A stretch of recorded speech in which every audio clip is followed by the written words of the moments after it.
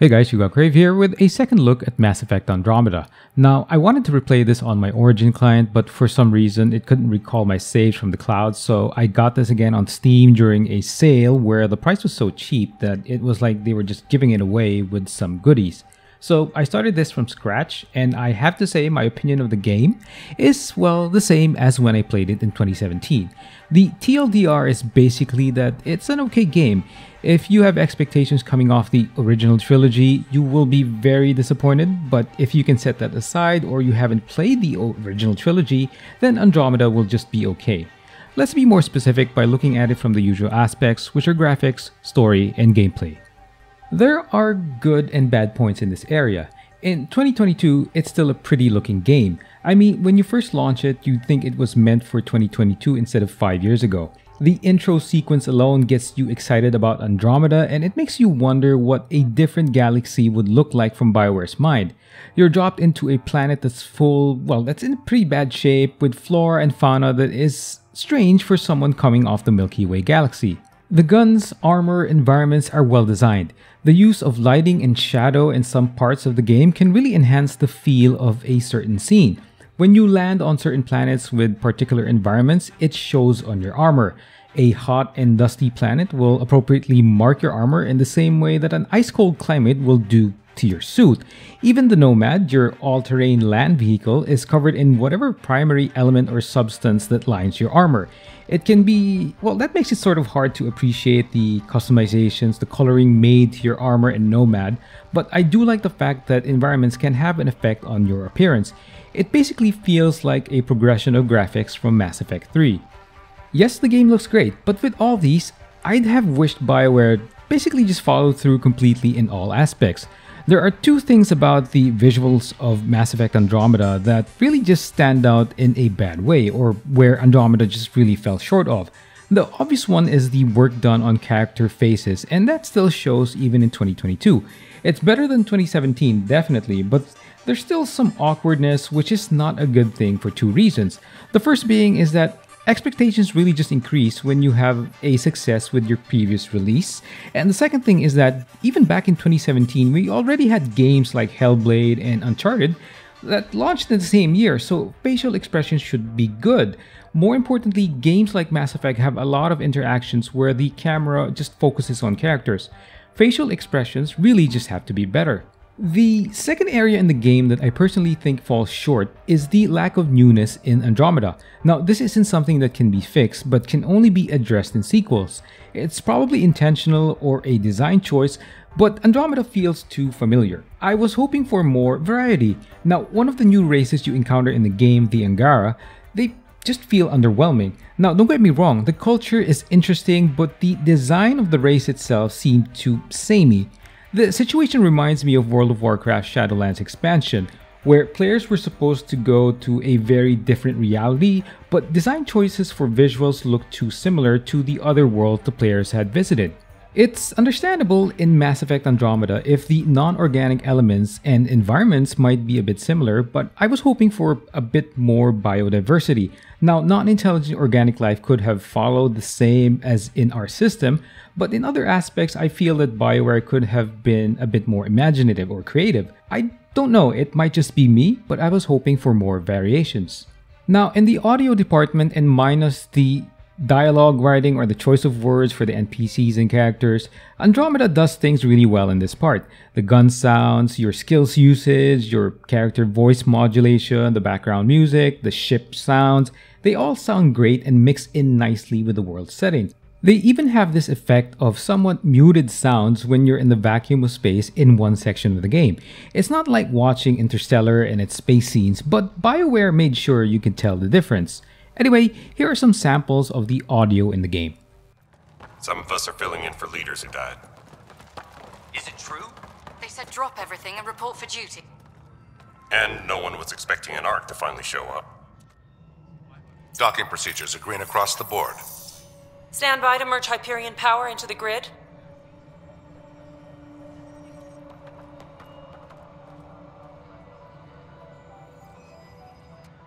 The crew of the Hyperion. Good luck. I'm Jaren Tan, director of the initiative. You have no idea how much your arrival means to us.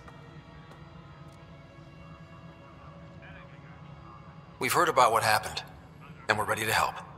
We could use any supplies you have. Food, water, we're short on everything. This is Foster Addison. She oversees colonial affairs. Where's the Pathfinder? You're looking at him.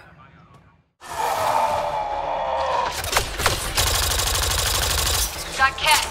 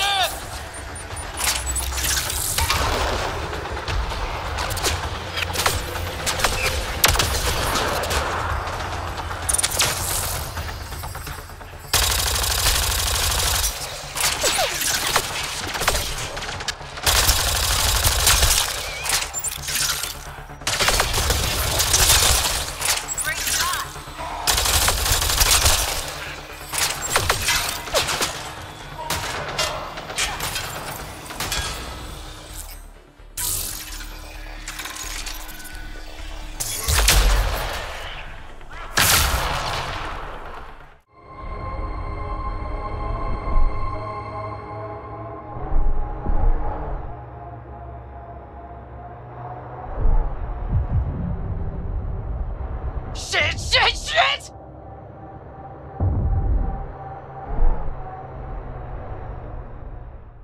It's a BioWare game, so there's some expectation that it will be good.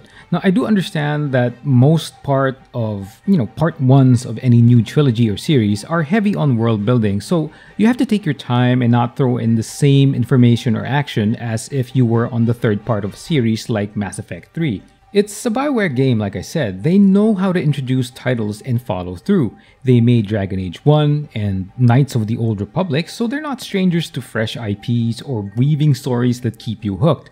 Sadly though, BioWare hasn't been the same. The EA acquisition, Anthem, and this Andromeda proves that the developer is losing its firm grip on great RPG storytelling.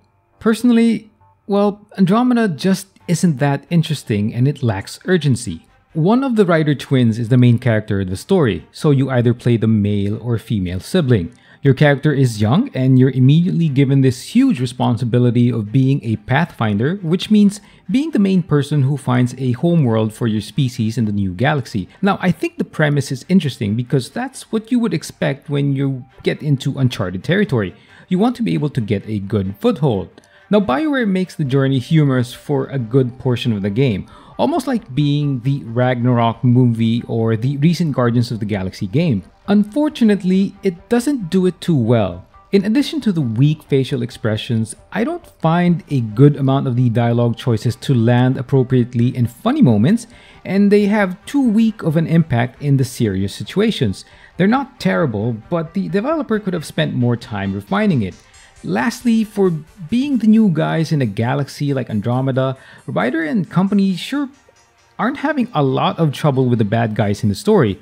Either that or the Ket are just not intimidating, or their plans to ruin the Milky Way traveler's experience isn't threatening by any means at all, or at least in presentation.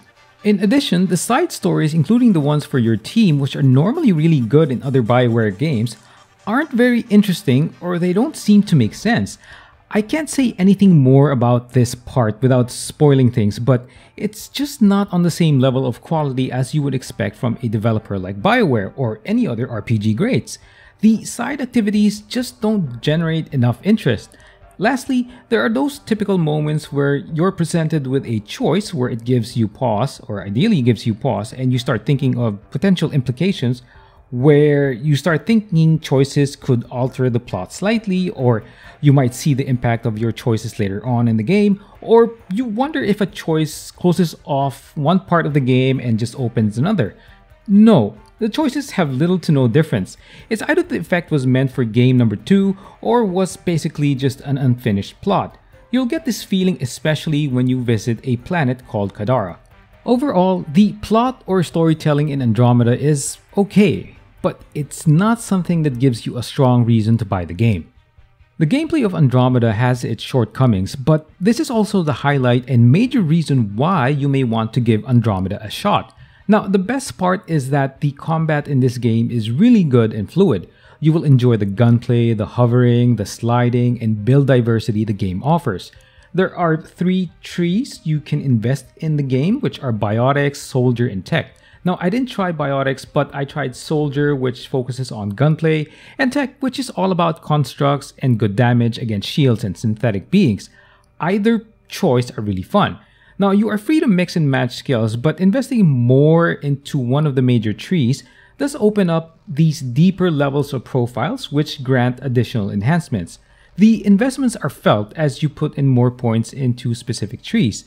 Consumables are also useful items that you can stock up on as they give boosts to things like shields, which I personally find myself often running low on as I do get carried away with the sliding or dashing and hovering mechanics, which makes me a bit reckless in gunplay. Now, some enemies can feel a bit spongy, yeah, it's true, but I think it's more of a sign that you need to update your gear or spend some skill points. Also, your options for guns and armor offer a decent amount of choices as some individual pieces and set pieces really emphasize certain builds. Honestly, I wish there were more types and design choices, but what's in Andromeda works at the moment. Now, BioWare really upped their combat gameplay aspect from Mass Effect 3. I think this is partially the reason why they use some elements in their failed Anthem game. Where Andromeda falls short in the gameplay aspect are the non-combat elements. Basically, it felt like a worse version of the hinterlands in Dragon Age 3. Dragon Age 3's hinterlands zone felt a bit too open, but there was a richness in the feel and characters in the zone. Andromeda takes it to a whole new level. There's so much to do, but it doesn't feel significant or connected to what's really happening in the game. On a technical side, it does, but it's not woven smoothly or well enough into the main plot or what the writer team is doing.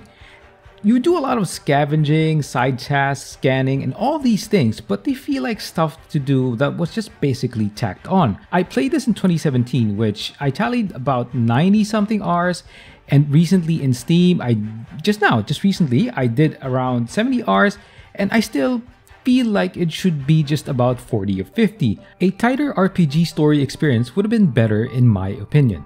Still though, it wasn't bad, but again, it's just not on the same levels of what we normally expect from the devs. Thank goodness the combat and character stat building was really nice and meaty to an extent.